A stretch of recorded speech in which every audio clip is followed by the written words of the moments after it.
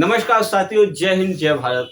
हम भारतीय संविधान में संशोधन की प्रक्रिया को पढ़ रहे हैं और अब तक उस टॉपिक पर 3 भाग अपलोड किए जा चुके हैं। अब ये हम चौथा भाग भारतीय संविधान में संशोधन की प्रक्रिया के अंतर्गत रख रहे हैं।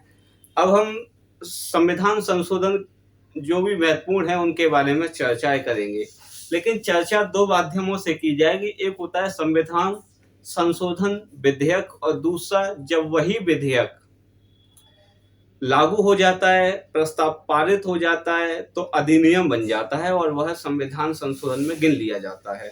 आपको बताया गया था कि किसी भी अधिनियम का जो प्रारंभिक अवस्था होती है उसे हम विधेयक कहते हैं। तो आइए आज हम 108वें संविधान संशोधन विधेयक पर चर्चा कर रहे हैं। आज हमारी जो चर्चाएं रहेंगी वो संविधान संशोधन का 108वां विधेयक, 109वां विधेयक और 110वें विधेयक तक रहेंगी। थोड़ा यहाँ संविधान संशोधन विधेयक की विषय वस्तु क्या है और क्या इसका थोड़ा इतिहास रहेगा, उस पर भी चर्चा करने वाले हैं। और लिहाजा यहाँ से आप हर प्रकार के एग्जाम में यहाँ से प्रश्न पूछे ही जाते हैं। इन बातों का आप ध्यान रखें और बड़े ध्यान से इन चीजों के कंसेप्ट को हम क्लियर करें। देखिएगा, 108वां संविधान संशोधन विधेयक ये वर्ष 2008 में रखा गया था। कहाँ रखा गया था, क्यों रखा गया था, इसके बारे में चर्चा करेंगे। थोड़ा समझ लेते हैं। 108वां संविधान संशोधन विधेयक, हम चर्चा यहाँ पर 108, 109, 110, 111, 112, 113, 114, 115, 16, 17, 18, 19, 20, 21, 22, 23, 24, 25, 26 यानी कि आज जो हमारी 3 सितंबर तारीख है, आज तक 2022 तक हम चर्चा करने वाले हैं 108वें संविधान संशोधन विधेयक से लेकर के। देखिएगा, यहाँ समझे कि 108वां जो संविधान संशोधन विधेयक है वहां थोड़ा बस इस बात को समझिए कि संसद में 3 चीजें शामिल होती हैं। संसद के 3 अंग होते हैं, राष्ट्रपति, लोकसभा, राज्यसभा। क्लियर है? संसद के 3 अंग होते हैं, राष्ट्रपति, लोकसभा, राज्यसभा। दूसरी बात यहाँ समझनी ये है कि संसद के कितने सदन होते हैं। तो संसद के सदन तो 2 ही होते हैं, लोकसभा और राज्यसभा। अब हम राज्य विधानमंडल के परिदृश्य में देखें, जैसे उत्तर प्रदेश है, महाराष्ट्र है, बिहार है, इसके बाद आपका उत्तराखंड है, राजस्थान है, मध्य प्रदेश है। राज्य विधानमंडल में देखें तो राज्य विधानमंडल में भी 3 चीजें शामिल की जाती हैं, राज्यपाल, विधानसभा, विधान परिषद। क्लियर है? परंतु आपको यह भी बताया गया था कि जो विधान परिषद है वो सभी राज्यों में नहीं है। क्लियर है? विधान परिषद सभी राज्यों में नहीं है।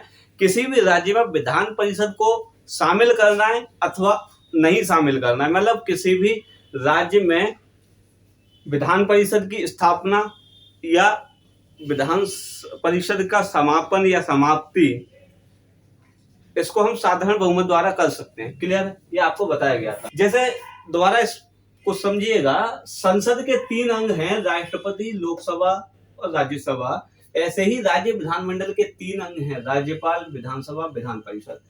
मान लो जैसे उत्तर प्रदेश हो गया, मध्य प्रदेश हो गया, उन जगह विधान परिषद है तो वहां राज्य विधानमंडल में विधान परिषद को शामिल किया जाएगा। जिन राज्यों में नहीं है, जैसे राजस्थान हो गया, सिक्किम हो गया, मेघालय हो गया, तो वहां हम विधान परिषद नहीं है तो विधान परिषद को शामिल नहीं करेंगे। क्लियर है? यहाँ एक दोबारा पॉइंट पर आते हैं। देखिएगा, आपसे पूछा जा रहा है संसद के कितने अंग हैं, तो संसद के 3 अंग हैं, राष्ट्रपति, लोकसभा, राज्यसभा। आपसे प्रश्न ये पूछा जाए संसद के कितने सदन हैं, तो ध्यान रखिएगा संसद के 2 सदन होते हैं, एक है लोकसभा, एक होता है राज्यसभा। लोकसभा को हम निम्न सदन भी कहते हैं, यानी कि जनता का सदन, और इसको हम उच्च सदन कहते हैं, House of Lords. Clear? House of Commons and House of Lords. इस तरह के प्रश्न भी परीक्षाओं में पूछे जाते हैं। लिहाजा ये टॉपिक जो है, किसको क्या कहा जाता है, जनता का लोकप्रिय सदन कौन सा है, हालांकि वो लोकप्रिय सदन लोकसभा ही है। इस तरह के जो शब्दावली है, इसको हम जब संसद के बारे में पढ़ेंगे तब हम विस्तार रूप से चर्चा कर रहे होंगे। फिलहाल राजनीतिक आरक्षण और 108वें, 109वें और 110वें संविधान संशोधन से जो 108, 109, 110 जो संविधान संशोधन विधेयक हैं, उनसे जो महत्वपूर्ण है उसके बारे में चर्चा कर रहे हैं। क्लियर? देखिएगा, लोकसभा के बारे में देखें तो लोकसभा में 543 वर्तमान में सदस्य संख्या है। पहले 545 होती थी, 545 पहले होती थी, लेकिन हम देखेंगे कि 26 जनवरी 2020 से इसमें परिवर्तन हुआ है और कैसे 104वां संविधान संशोधन लागू हुआ उसके बारे में भी चर्चा करेंगे। लोकसभा जिसमें अधिकतम वर्तमान में सदस्य संख्या है 543, जिसमें अगर देखें महिला सदस्य कितनी है वर्तमान में, तो महिला सदस्यों की संख्या 81 है। ठीक है जी, जो महिला सदस्य हैं 81, उनमें भाजपा से 42 हैं, तृणमूल कांग्रेस की 9 हैं, कांग्रेस से 7 हैं, बसपा से 1 है और अपना दल से भी 1 है। क्लियर। बाकी के और भी है जहां से 1-1, 2-2 है, लेकिन फिलहाल जो अपने उत्तर प्रदेश से अगर तृणमूल कांग्रेस को 18 देखिएगा, सबसे ज्यादा अगर महिला सदस्य वर्तमान में किसी पार्टी से हैं तो भाजपा से हैं। दूसरे नंबर में अगर किसी और पार्टी से महिला सदस्य यानी कि महिला जो सांसद हैं लोकसभा में वो तृणमूल कांग्रेस से हैं। तीसरे नंबर पर कांग्रेस से हैं। इनको इसलिए रखा बसपा और अपना दल को क्योंकि उत्तर प्रदेश से हैं। अब हम देखें कि उत्तर प्रदेश में अगर महिला सांसद कितनी है वर्तमान में, तो उत्तर प्रदेश में वर्तमान में महिला सांसदों की संख्या 11 है। अनुसूचित जाति से देखें तो केवल एक महिला है जो कि बीएसपी से हैं सांसद, बहुजन समाज पार्टी, और संगीता आजाद इनका नाम है। बाकी का देखें उत्तर प्रदेश में जो 11 महिलाएं हैं उसमें कैसे हैं, 8 देखिएगा, इसमें बीजेपी से 8 हैं, कांग्रेस से 1 है और अपना दल से 1 है। क्लियर है। अपना दल आपको पता ही है, सोहन लाल करके इस पार्टी को जाना जाता है। यानी कि जो उत्तर प्रदेश में 11 महिला सदस्य हैं उसमें देखें तो एससी की तो 1 हो गई बहुजन समाज पार्टी से, बाकी का देखें तो 8 बीजेपी से, 1 कांग्रेस से, 1 अपना दल से, 8 और 1 9 और 1 10 और 1 11। क्लियर है। ये तो हो गई किसकी, लोकसभा की बात। क्लियर। अब हम देखें उत्तर प्रदेश जो विधान सभा है, विधानसभा में जो अधिकतम सदस्य हैं उस समय वर्तमान में 403 है और महिलाएं सदस्य जो 18वीं विधानसभा में हैं वो 47 हैं, जिसमें बीजेपी से 29 हैं, समाजवादी पार्टी से 14 हैं, अपना दल से 3 है और कांग्रेस से 1 है। क्लियर है। ये क्यों डाटा दिया गया, क्योंकि हम यहाँ से एक पॉइंट को याद रखिएगा कि जो राजनीतिक आरक्षण है वो केवल लोकसभा में हो और विधानसभा में, राज्यसभा और विधान परिषद में नहीं है। क्या कहा उस बात को दोबारा सुनिए, जो राजनीतिक आरक्षण है वो केवल लोकसभा और विधानसभा में है, लेकिन लोकसभा और विधानसभा में जो राजनीतिक आरक्षण है वो केवल 2 वर्गों के लिए है। एक तो अनुसूचित जाति वर्ग के लिए, दूसरा है अनुसूचित जनजाति वर्ग के लिए। अर्थात मैं यहाँ ये कहना चाह रहा हूँ कि जो राजनीतिक आरक्षण लोकसभा और विधानसभाओं में है वह केवल अनुसूचित जाति और अनुसूचित जनजाति के लिए है, महिलाओं के लिए नहीं है। क्लियर है। तो ये जो महिला लोकसभा में 543 में वर्तमान में जो 81 महिला सदस्य हैं, उत्तर प्रदेश विधानसभा में देखें तो कुल 403 में से 47 महिला सदस्य हैं, ये अपने दम पर हैं। क्लियर है। यानी कि इनके लिए आरक्षण जैसा कोई भी टॉपिक नहीं है, आरक्षण जैसा महिलाओं के लिए कोई भी प्रावधान नहीं है। ना तो महिलाओं के लिए राजनीतिक जो आरक्षण था, ना तो वो हम देख पाते हैं कि संविधान सभा में भी नहीं था, इसीलिए जो संविधान सभा में थी केवल 15 महिलाएं नियुक्त हुई थी। उसी तरह आज हम देख पाते हैं तो महिलाओं के लिए 543 में से केवल 81 हैं और इधर 403 में से 47 महिला सदस्य हैं। ये बात आपको क्लियर हुई होगी। अब यहाँ देखा जाए तो जो 108वां संविधान संशोधन विधेयक था वो इस संदर्भ में था कि महिलाओं के लिए 1/3 आरक्षण प्रस्तावित किया गया है। क्लियर है। इनके लिए ये था कि जो 108वां संविधान संशोधन विधेयक था केवल इसका इतना उल्लेख था कि सभी वर्ग की महिलाएं, ना उसमें एससी हो, मतलब ये भी नहीं केवल एससी की हो, ये भी नहीं है केवल ओबीसी हो या एसटी हो, ये कुल मिलाकर के सभी वर्ग की महिलाओं के लिए 33% 1/3 भाग आरक्षण का प्रावधान करता था। क्लियर है। इस बात को यहाँ समझना है। अब इसको थोड़ा समझ लेते हैं। यह विधेयक मई 2008 में राज्यसभा में रखा गया और 9 मार्च 2010 को राज्यसभा में पारित हो गया। भाई पारित होने में मान लीजिएगा कि करीब 22 महीने का समय लग रहा है। यह विधेयक मई 2008 में राज्यसभा में रखा गया तथा 9 मार्च 2010 को राज्यसभा में पारित हो गया, परंतु उसके बाद आपने देखा होगा 2010 के बाद 2012 में इलेक्शन हो जाते हैं, परंतु 15वीं लोकसभा के भंग हो जाने के कारण, इलेक्शन आ गया ना, परंतु 15वीं लोकसभा के भंग हो जाने के कारण यह विधेयक समाप्त हो गया। क्लियर है। इस बात को यहाँ समझिए। दूसरा है विधेयक में महिलाओं के लिए लोकसभा और सभी राज्य विधानसभाओं का मतलब है कि दिल्ली और पुडुचेरी, उनमें भी। क्लियर है? विधेयक में महिलाओं के लिए लोकसभा और सभी राज्य विधानसभाओं में 33% यानी कि 1/3 सीटें आरक्षित करने का प्रावधान था। क्लियर है? इस बारे में था। दूसरा क्या था इसमें, तीसरी विशेषता थी कि आरक्षण सीटें राज्य या संघ राज्य क्षेत्र, यानी कि संघ राज्य क्षेत्र मतलब यहाँ दिल्ली और पुडुचेरी से है। अब जम्मू कश्मीर भी शामिल हो जाता अगर ये उस समय पारित हो गया होता, हुआ नहीं है।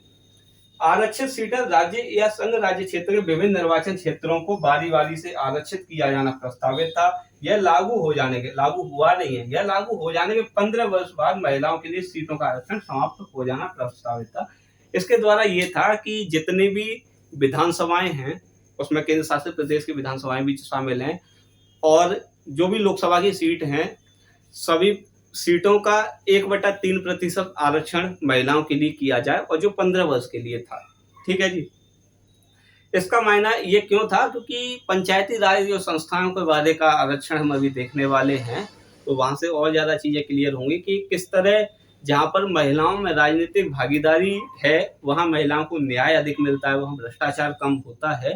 तो यही अनुशंसा थी कि लोकसभा और राज्य विधानसभाओं में महिलाओं के लिए 1/3 आरक्षण किया जाए।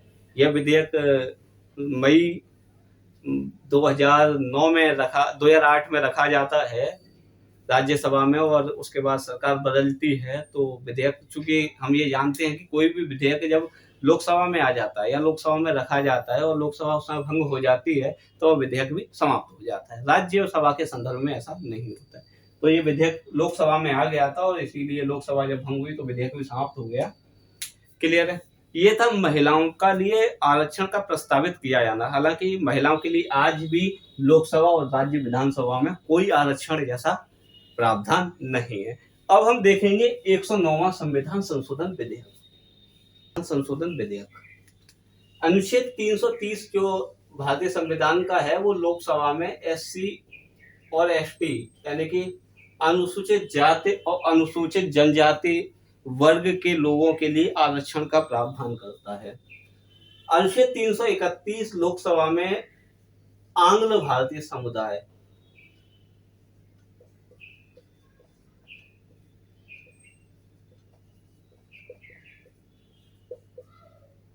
अनुच्छेद 331 लोकसभा में आंग्ल भारतीय समुदाय के 2 सदस्यों का राष्ट्रपति द्वारा मनोनयन होगा, इस बारे में बताता है।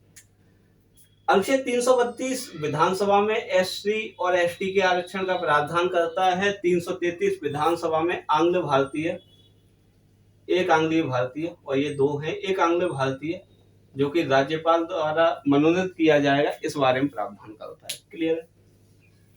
अनुच्छेद 334 में 2 धाराएं थी, एक थी SC ST के आरक्षण के बारे में, एक थी आंग्ल भारतीय के बारे में। क्लियर है? इस बात को यहाँ समझिए। यानी कि अनुच्छेद 334 है वो ये कहता है कि संविधान लागू होने के 10 वर्ष तक अनुच्छेद 330, 331, 332, 333 के प्रावधान लागू होंगे। मैं यहाँ बात कर रहा हूँ जो आरक्षण है उस विषय पर, और आरक्षण जो विषय है वो 3 प्रकार से है, शैक्षिक संस्थानों में, लोक नियोजन में और राजनीतिक आरक्षण में। हम यहाँ चर्चा कर रहे हैं राजनीतिक आरक्षण की। अक्सर कहते हैं कि आरक्षण 10 वर्षों के लिए प्रस्तावित था, तो हाँ ये था, लेकिन ध्यान रखा जाए कि जो अवधि थी वो केवल राजनीतिक आरक्षण के संदर्भ में थी।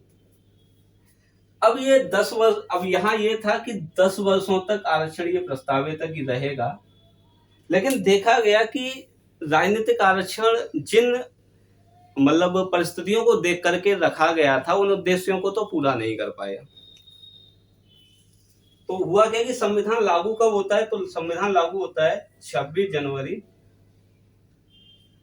1950 को। 10 वर्ष देखें तो ये होती है 25 जनवरी 1960 को। यहीं तक तो था ये 10 वर्ष के लिए। जब उद्देश्य पूरे नहीं हो पाए तो इसको बढ़ाया गया और ये 26 जनवरी 1960 से 25 जनवरी 1970 तक किया गया। अब 10 वर्ष फिर बढ़ा दिए, तो देखें कितने वर्ष हो गए यहाँ पर, 20 वर्ष के लिए हो गया। फिर देखेंगे कि फिर इसको बढ़ाया जाता है, तो ये 26 जनवरी से किया गया 1970 से, फिर कर देते हैं 25 जनवरी 1980 तक, और फिर देखा कि इसको 10 वर्ष बढ़ाया जाता है, तो अब ये कितने वर्ष हो गए टोटल, 30 वर्ष हो गए ना। फिर इसको देखते हैं कि उद्देश्य पूरे नहीं कर पाया, तो ये 26 जनवरी से फिर इसको बढ़ाया गया, और यहाँ 1980 से लेकर के ये 25 जनवरी 1990 तक किया जाता है, और फिर इसको 10 वर्ष तक बढ़ा दिया जाता है। अब देखते हैं तो ये कितना हो गया, 40 वर्ष। फिर देखते हैं तो 26 जनवरी 2000 1990 से 25 जनवरी सन 2000 तक किया गया, और फिर इसको 10 वर्ष तक बढ़ा दिया जाता है, तो अब यहाँ ये 50 वर्ष हो जाएगा, क्योंकि 10 10 10 10 10। इसके बाद देखेंगे कि ये 25 जनवरी से फिर देखा इसको कि ये उद्देश्य नहीं पूरे कर पाया, तो इस राजनीतिक आरक्षण को 26 जनवरी सन 2000 से 25 जनवरी सन 2010 तक किया जाता है, और ये 10 वर्ष फिर ये कर दिया गया यहाँ पर 60 वर्ष। इसके बाद हम देखते हैं कि यहाँ पर ये फिर 26 जनवरी से बढ़ाया जाता है, और 2010 से 25 जनवरी 2020 तक किया गया, फिर ये 10 वर्ष बढ़ा दिया। अब देखेंगे 10 20 30 40 50 60 70। कहने का मतलब है कि जब ये 109वां संविधान संशोधन विधेयक लाया गया होगा, तब यहाँ पर कितने वर्ष लिखे गए होंगे, 1 2 3 4 5 6, यानी कि यहाँ क्या लिखा था, 60 वर्ष। यानी कि संविधान लागू होने के 60 वर्ष तक अनुच्छेद 330 331 332 333 के प्रावधान लागू होंगे। चूंकि देखा कि जो राजनीतिक आरक्षण है जिस उद्देश्य के दिया गया, उससे अनुसूचित जाति जनजाति और आंग्ल भारतीय समुदाय का उतना विकास तो हुआ नहीं जितना होना चाहिए था। इसलिए फिर एक संविधान संशोधन विधेयक लाया जाता है, 109वां संविधान संशोधन विधेयक। उसके द्वारा इस आरक्षण को पुनः 10 वर्ष के लिए बढ़ाया जाता है, और यहाँ 60 से कितना किया जाता है, 70 वर्ष। क्लियर है। और ये विधेयक पारित भी हुआ, यानी कि 109वां संविधान संशोधन विधेयक 2009 में लाया गया था। चूंकि ये पारित भी हुआ है, लागू भी हुआ, तो इसको हम 95वां संविधान संशोधन कहते हैं। 95वां संविधान संशोधन कहते हैं। क्लियर है। 95वां संविधान संशोधन, और ये लागू होता है वर्ष 2010 में। कब से लागू होता है, तो ध्यान रखना, ये लागू होता है 26 जनवरी 2010 तक। क्लियर है। चूंकि इसकी अवधि 2020 तक थी और अभी चल रहा है 2022, तो इसको पुनः 10 वर्ष के लिए बढ़ाया गया है। अब ये आरक्षण हो गया है 25 जनवरी 2030 तक के लिए। लेकिन उसमें दो परिवर्तन किए कि अब लोकसभा में आंग्ल भारतीय समुदाय और विधानसभा में आंग्ल भारतीय समुदाय का जो यहाँ 2 सदस्यों का और 1 सदस्यों का मनोनयन था, वो नहीं बढ़ाया गया है। हालांकि ये हम दूसरे संविधान संशोधन विधेयक में देखने वाले हैं। अब यहाँ हम देखते हैं कि लोकसभा और विधानसभा की कितनी सीटें आरक्षित हैं इन वर्गों के लिए, अनुसूचित जाति के लिए, जनजाति। संशोधन के बारे में समझ चुके हैं, इसलिए इसको थोड़ा और देख लेते हैं। देखिए 109वां संविधान संशोधन विधेयक वर्ष 2009, इसके द्वारा अनुच्छेद 334 में उल्लेखित 60 वर्ष के स्थान पर 70 वर्ष उल्लेखित करना प्रस्तावित किया गया। वर्तमान में तो 80 है, 104वें संविधान संशोधन द्वारा बढ़ाया गया, वो एक अलग मसला है। 26 जनवरी 2010 को यह 95वें संविधान संशोधन अधिनियम, विधेयक क्या बन गया, अधिनियम, क्योंकि क्या हो रहा है, लागू हो रहा है, इसलिए। क्लियर है। अब यहाँ इस आरक्षण से क्या है वो देख लेते हैं। देखिए लोकसभा में कुल सदस्यों की संख्या 543 है, जिसमें हम देखें 524 और ये होता है, ये तो राज्यों के लिए और ये संघ शासित प्रदेशों के लिए। क्लियर है। जिसमें दिल्ली के लिए 60 सीटें हैं, 7। ठीक है। और अच्छा, इसके बाद देखते हैं, देखिए 543 जो सीटें हैं उसमें अनुसूचित जाति के लिए कितनी सीटें आरक्षित हैं, तो 84, और एसटी अनुसूचित जनजाति के लिए कितनी सीटें हैं, तो 47। अब उत्तर प्रदेश की बात कर लेते हैं, तो उत्तर प्रदेश में लोकसभा की कुल 80 सीटें हैं, जिसमें सामान्य जो सीटें हैं वो 67 हैं और एससी के लिए जो अनुसूचित जाति के लिए सीटें हैं वो 17 हैं और एसटी के लिए लोकसभा की कोई भी सीट भारत में आरक्षित, उत्तर प्रदेश में आरक्षित नहीं है। और महिलाओं के लिए तो कोई आरक्षण है ही नहीं। महिलाओं के लिए आरक्षण 1/3 करना प्रस्तावित किया गया था लोकसभा और विधानसभा में, आपको बताया गया है 108वें संविधान संशोधन द्वारा जस्ट इससे पहले। अब देखते हैं उत्तर प्रदेश विधानसभा में कुल सीटों की संख्या वर्तमान में 403 है, जिसमें एससी के लिए 84 सीटें हैं और एसटी वर्ग के लिए 2 सीटें हैं। आशा करता हूं ये बातें समझ में आई होंगी। अब हम देखने वाले हैं 110वां संविधान संशोधन विधेयक, ग्राम पंचायत या पंचायती राज संस्था। तो देखिएगा, पंचायती राज संस्था को वैसे तो इतिहास इसका बहुत ज्यादा है कि इसको हम देखेंगे कि 73वें संविधान संशोधन द्वारा इसको मतलब संवैधानिक दर्जा दिया गया और यह व्यवस्था जो थी पंचायती राज व्यवस्था को जो संवैधानिक दर्जा देने की बात थी उसके बारे में देखेंगे कि 24 अप्रैल 1974 को यह संविधान संशोधन जो था 73वां वो लागू होता है। बाकी का हम देखें कि पंचायती राज जो व्यवस्था थी इसका डीएसपी राज्य के निदेशक तत्वों में अनुच्छेद 40 में जिसका जिक्र है, हम देखेंगे संविधान सभा के जो सदस्य थे उनकी किस तरह इस पर विचार रहे हैं। ये सब एक अलग टॉपिक है। फिलहाल हम जिस चीज को पढ़ रहे हैं वहां फोकस करते हैं। हम राजनीतिक आरक्षण पढ़ रहे हैं और 110वां संविधान संशोधन विधेयक 2009 की चर्चा कर रहे हैं।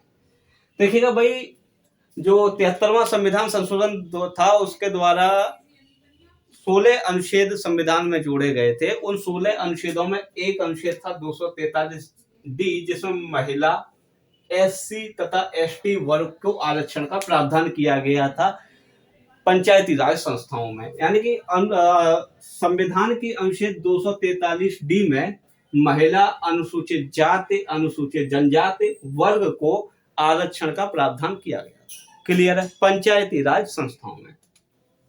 अब यहाँ यो समझना ये है हमें कि जो अनुसूचित जाति एससी और अनुसूचित जनजाति एसटी वर्ग का जो आरक्षण है उसकी समय सीमा क्या है। तो इसके लिए क्लियर कट स्पष्ट किया गया कि एससी तथा एसटी वर्ग के आरक्षण की सीमा वही होगी जो अनुच्छेद 334 में लोकसभा तथा राज्य विधानसभा आरक्षण की है। आप लोगों ने देखा कि अनुच्छेद 34 में क्या लिखा है कि यह संविधान के लागू होने से 10 वर्ष तक रहेगा। उसके बाद लिख दिया यह संविधान के लागू होने से 20 वर्ष तक और वर्तमान में कर दिया इसको 80 वर्ष तक। ठीक है, 104वें संविधान संशोधन द्वारा तो वो कर दिया। और महिलाओं के लिए आरक्षण लिखा कि भाई 1/3 रहेगा, लेकिन इसकी समय सीमा निर्धारित नहीं की गई। समय सीमा का निर्धारण केवल एससी और एसटी वर्ग के लिए है। क्योंकि देखा कि जब 1/3 है कि 33% आरक्षण ग्राम पंचायत पंचायती राज संस्थाओं में किया गया है, तो वहां देखा कि लोग जागरूक अधिक हो रहे हैं, महिलाओं पर अत्याचार कम हो रहे हैं, महिला जागरूक हो रही हैं, भ्रष्टाचार में कमी आ रही है और एक अच्छे समाज का निर्माण हो रहा है। तो मध्य प्रदेश पहला राज्य बन जाता है जिसने पंचायती राज संस्थाओं में महिलाओं के आरक्षण को 1/3 से बढ़ा करके 1/2% गया, यानी कि 33% से बढ़ा करके 50% कर दिया। प्रश्न बनता है पहला राज्य कौन सा था भाई जिसने महिला आरक्षण को 33% से बढ़ा करके 50% किया पंचायती राज व्यवस्था में। तो मध्य प्रदेश पहला राज्य था। तो सरकार को भी लगा, केंद्र सरकार को, क्यों ना हमें सभी राज्यों में ऐसा कर देना चाहिए। तो 110वां संविधान संशोधन विधेयक द्वारा पंचायती राज संस्थाओं में महिला आरक्षण को 1/3 यानी कि 33% से बढ़ाकर 1/2 यानी कि 50% किया जाना प्रस्तावित था। चूंकि यह विधेयक राज्यसभा में रखा गया था, राज्यसभा से तो पारित हो गया, परंतु लोकसभा में पारित नहीं हुआ और लोकसभा भंग हो गई और ये विधेयक भी समाप्त हो गया। आशा करता हूँ ये जो राजनीतिक आरक्षण था और 108वां संविधान संशोधन विधेयक, 109वां संविधान संशोधन विधेयक, 110वां संविधान संशोधन विधेयक, ये चीजें आपको समझ में आई होंगी। जब तक बने रहिए साथ। जय हिंद, जय भारत।